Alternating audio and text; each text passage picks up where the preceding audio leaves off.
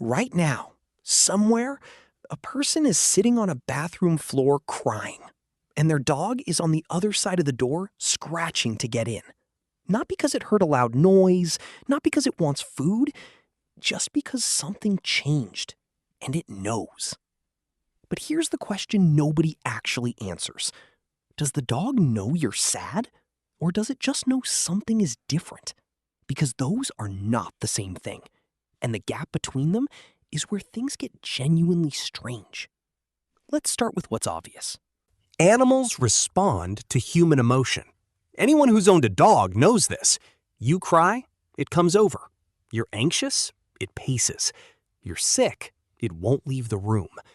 For most of history, we called this instinct, trained behavior, pattern recognition. The dog learned that certain cues mean certain things and responds accordingly. Nothing deeper than that. But then, scientists started actually testing it, and the results were harder to dismiss than anyone expected.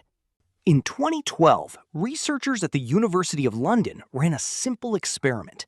They had people either cry, hum, or talk normally in front of their own dog and a stranger's dog. If dogs were just responding to their owner's distress, they'd only approach their owner. But that's not what happened. Dogs overwhelmingly approached whoever was crying, owner or stranger, and they did it in a submissive, comforting posture. Head low, body soft, no jumping, no excitement, just presence. They weren't reacting to a familiar person. They were reacting to distress itself. That's a meaningful distinction.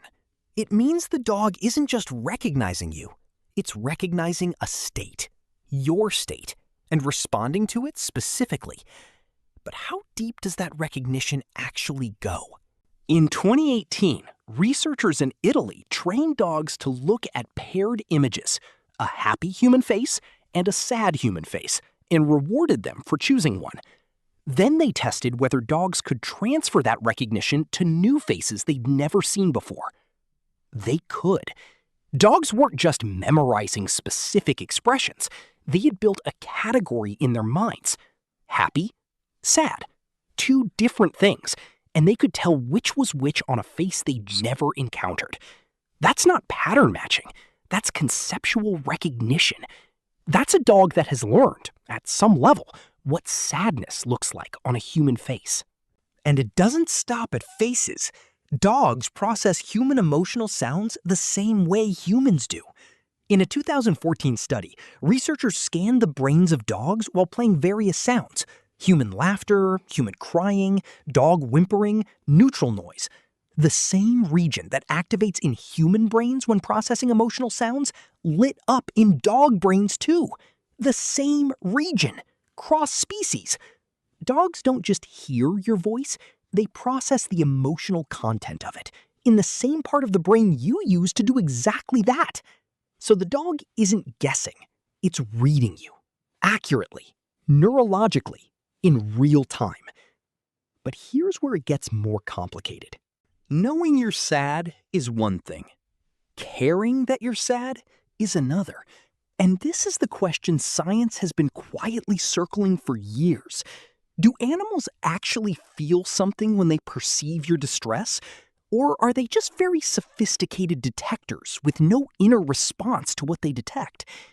There's a study that points toward an answer most people aren't ready for.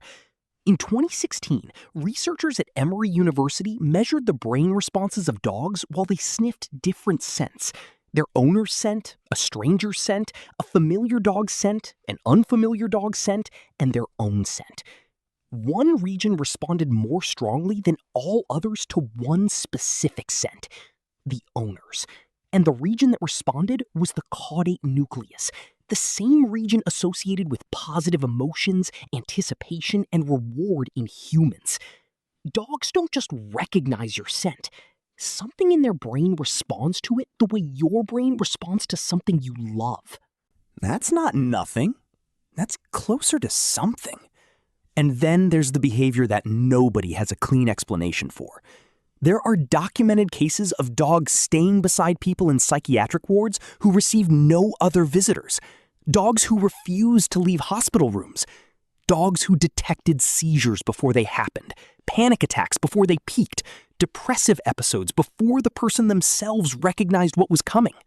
Not trained detection dogs, regular pets, living with someone long enough to learn the invisible signals that something was about to go wrong.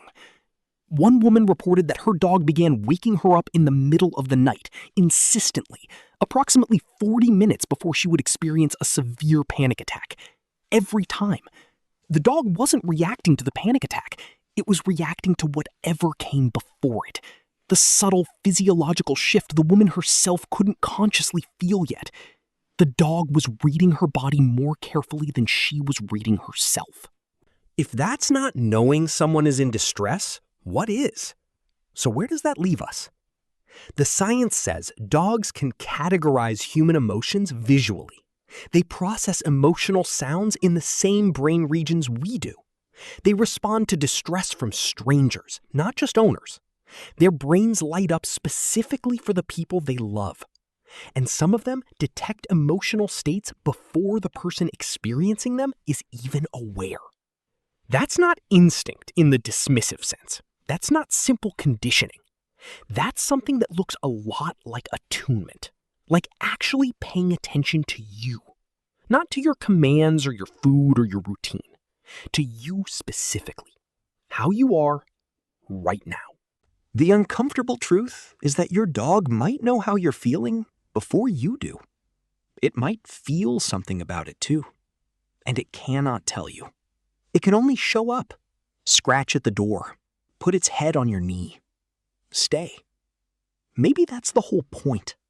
You spend your whole life looking for something that understands you without having to explain yourself.